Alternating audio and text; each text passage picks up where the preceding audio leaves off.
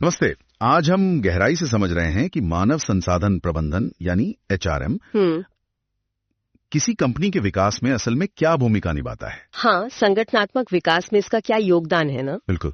हमारे पास संगठनात्मक विकास में मानव संसाधन प्रबंधन की भूमिका शीर्षक वाले लेख के कुछ अंश हैं और हमारा मकसद है उन अहम नुक्तों को निकालना जो शायद पहली नजर में ना दिखें। मतलब भर्ती और नियम कानून से कहीं आगे की बात। हाँ बिल्कुल। और देखिए, संगठनात्मक विकास या ओडी जैसा लेख भी कहता है सिर्फ कंपनी को बेहतर बनाना नहीं है, ये उसे बदलते माहौल के लिए ज्यादा लचीला और अनुकूल बनाना भी है। अच्छा, ये एक लगातार चलने वाली सोची समझी कोशिश है। ठीक है, तो इस पर और बात करते हैं।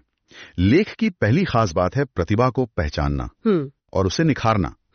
पर क्या ये सिर्फ नई लीडर बनाने तक ही सीमित है? नहीं, लेख असल में इस बात पर जोर देता है कि सिर्फ पहचानना काफी नहीं है।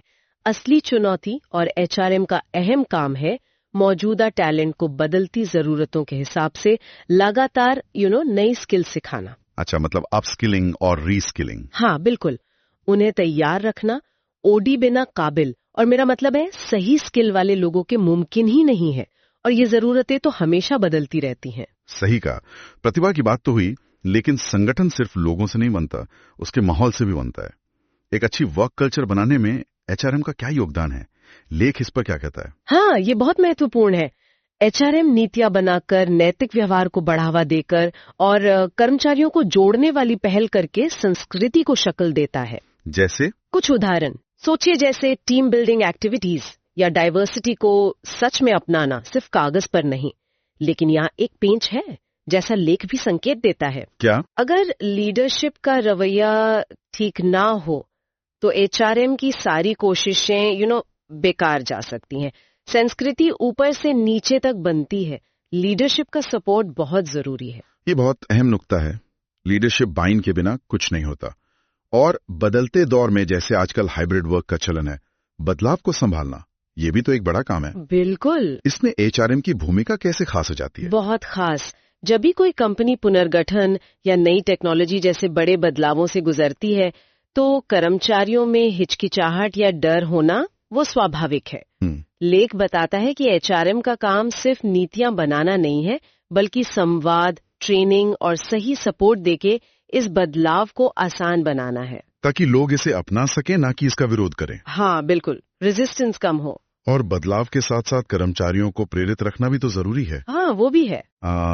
लेख कहता है कि एचआरएम इनाम, पहचान और फीडबैक सिस्टम से प्रेरणा बनाए रखता है, जैसे वो स्टार ऑफ द मंथ कार्यक्रम। पर क्या ये कार्यक्रम वाकई काम करते हैं या बस एक औपचारिकता बन जाते हैं? ये अच्छा सवाल है। देखिए, लेख के मुताबिक ये कार्यक्रम तभी असरदार होते हैं जब वे सिर्फ दिखावटी ना हो। मतलब जब वे कर्मचारियों के असल योगदान को पहचाने और उन्हें कंपनी के बड़े लक्ष्यों से जोड़ें। प्रेरणा सिर्फ इनाम से नहीं आती, बल्कि ये महसूस करने से आती है कि आपका काम मायने रखता है। सही, वो कनेक्शन बनाना। हाँ, एचआरएम को वही कनेक्शन बनाने में मदद करनी होती है। और परफॉर्मेंस मैनेजमेंट? लेख में 360 डिग्री फीडबैक जैसे सिस्टम का जिक्र है। ये सिर्फ साल के अंत में होने वाला मूल्यांकन तो नहीं है ना? ओडी के लिहाज से इसका क्या महत्व है? सही पकड़ा। ओडी के नजरिए से परफॉर्मेंस मैनेजमेंट सिर्फ ये देखना नहीं है किसने अच्छा काम किया या नहीं किया। तो फिर क्या है? 360 डिग्री फीडबैक जैसे टूल कर्मचारियों को अपनी ताकत और कमजोरियों को समझने में मदद करते हैं, और ये भी कि उनका काम कंपनी के लक्ष्यों से कैसे जुड़ा है। अच्छा, मतलब ये एक डेवलपमेंट टूल ज्यादा है। हाँ, एक तरह से लगातार सीखने और बेहतर होने का माहौल बनाता है, जो ओटी के लिए बेहद जरूरी है। Continuous improvement. तो कुल मिलाकर लेख का निचोड़ ये है कि एचआरएम अब सिर्फ एक सपोर्ट फंक्शन नहीं रहा। बिल्कुल नहीं, बल्कि ये कंपनी के विकास का एक स्ट्रेटेजिक पार्टनर बन गया है।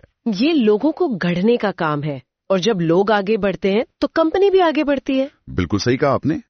एचआरएम एक तरह से संगठनात्मक विकास का इंजन है, जो लगातार सिस्टम, लोगों और काम करने की जगह को बेहतर बनाने में जुटा रहता है।